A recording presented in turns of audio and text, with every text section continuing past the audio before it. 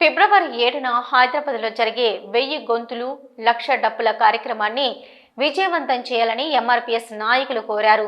కరీంనగర్ జిల్లా అలుగునూరులో ఎంఆర్పీఎస్ నాయకులు సిరిసిల్ల శంకర్, సిరిసిల్ల శ్రీనివాస్ ఆధ్వర్యంలో కరీంనగర్ నుంచి చేపట్టిన ప్రచార రథయాత్ర చేరుకుంది.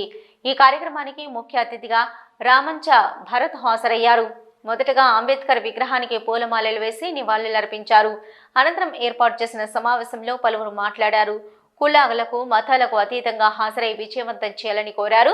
సుప్రీంకోర్టు ఇచ్చిన తీర్పును గౌరవించాలన్నారు. ఏబిసిడి వర్గీకరణను అమలు చేయాలన్నారు.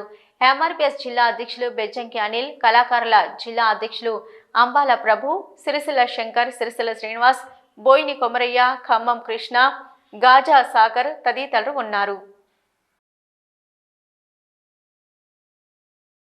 2024 ఆగస్టు 1వ తేదీ అత్యున్నత న్యాయస్థానం ఏబిసిడి వర్గీకరణకు అనుకూలంగా తీర్పునిచ్చి అన్ని రాష్ట్ర ప్రభుత్వాలు అక్కడ ఉన్నటువంటి జనాభా దామాషా ప్రకారం మీరు ఏబిసిడి వర్గీకరణ చేసుకోవచ్చని చెప్పి తీర్పునిస్తే ఈ తెలంగాణలో ఉన్నటువంటి కొంతమంది సంపన్న మానవులు దానికి వ్యతిరేకంగా హైదరాబాద్లో సభలు సమావేశాలు పెట్టి ఇది రాజ్యాంగ విరుద్ధం, ఈ తీర్పును రద్దు చేయాలని చెప్పి మాట్లాడుతూ మందకృష్ణ మాదిగ మీద విషం చిమ్ముతున్నటువంటి విషయాన్ని మనం కండారా చూసాము.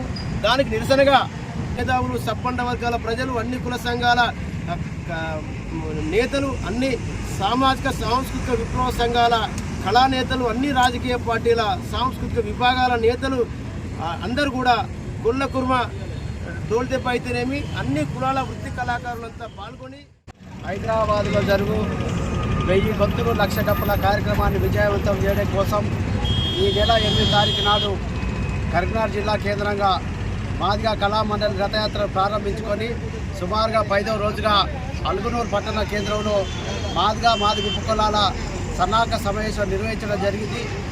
తెలంగాణ రాష్ట్ర వ్యాప్తంగా ఉన్న మాదిగ ఉపకులాలంతా కలిసి లక్షల డప్పులు మోగించడం కోసమే ఈ రథయాత్ర మాదిగ జాతిని చైతన్యం చేయడం కోసమే కొనసాగుతుంది.